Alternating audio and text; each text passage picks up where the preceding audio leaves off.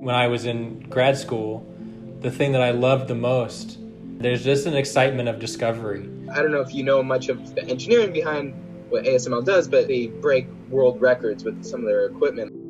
You forget that what you're doing, you're touching like every single cell phone that's going to ever come out in the next 20, 30 years. It sounds like a cliche that, we're working on things that no one else is working on, but it's actually true. No one's doing what we do. Nobody is doing this. Good morning, everyone.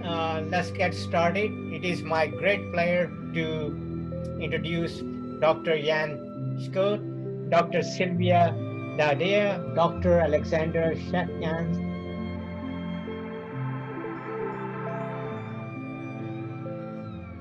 I joined ASML in 2011, straight out of UC San Diego when I finished my PhD in physics. We were making 10 watts of EUV. And within a few months that I was working there, I had heard people talking that the long-term roadmap was 250 watts, and it blew my mind. Even academic publications thought it was physically impossible what we were trying to do, basically. Everybody is talking about Moore's law and that it will end. And so you ask yourself, do I have a future in the semiconductor industry? There's been so many people that told them they couldn't do it, but they're like, no, we're going to make it happen. It's not a matter of if, it's a matter of how and when. I did not know anything about photolithography or EUV lithography before. And then taking this class, I was like, whoa, like this is the future. Like this is the future, and it's expanding as we speak. People like to talk about this era as a digital revolution, and ASML enables this resolution to keep going. ASML and UCSD are starting a new venture on campus that is going to be a more expanded collaboration between the two parties. I'm very proud UCSD alumna, and I graduated in 2008 with a PhD in chemical engineering. I could have greatly used a UV lithography class before I joined. So This is the simplicity of EUV, basically. It's all in this rather simple picture. I like it a lot. The first application of EUV is actually in the smartphone. You see, we use this every day, right? How can I make an impact on the future for this world? And that's where ASML fits in. The Apollo missions had these massive computers, but now our phone chargers have more computing power than those spacecrafts. We're shrinking this technology. Not only do we make it smaller, but we also make it more affordable. I started watching Cosmos. These are the Carl Sagan's videos. And that was the time I decided, okay, I'm going to work in this field. So you had like a lens expert come in, you had a light source expert come in, you had a substrate expert come in, and I never knew that I would get this deep into it. It's been such a pleasure to get some experts from ASML to really come in and share their passion and, to be honest, spark it within me. We have our own machines that we keep in-house for testing.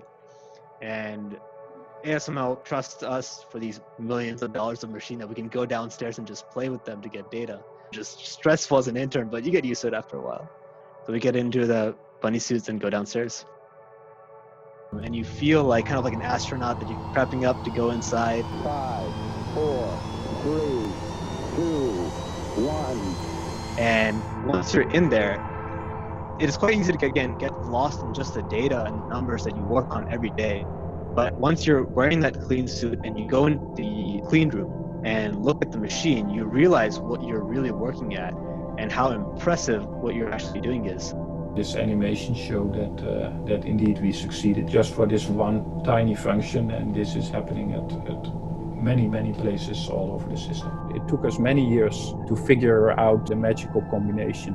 When you develop a new piece of technology, you don't know what people are going to do with it, but the potential for what is to come in the future is amazing. Self-driving cars is really a thing where I think that we will see developments. You need to make a ton of decisions at the same time, and it need to be good decisions. I think the more fundamental thing is, exactly connecting the human experience, making each of us connected to the experiences of people who we may never have otherwise interacted with.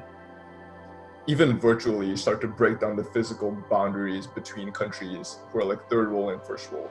And see each other and laugh and share things and say, hey, look what I'm seeing right now, and you can see that. That's what connectedness is. It means that your experience becomes my experience, and therefore I am enriched.